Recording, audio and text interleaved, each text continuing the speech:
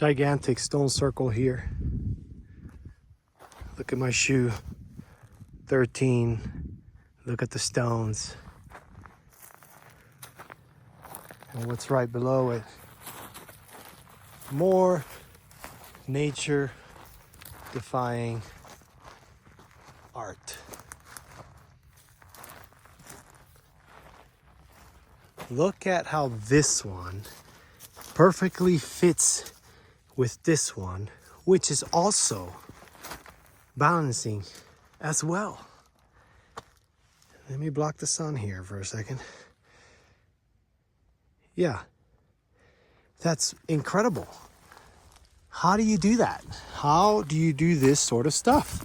See, when you see this, you can't tell me that this was an erosion peak that just magically shaped itself in this way.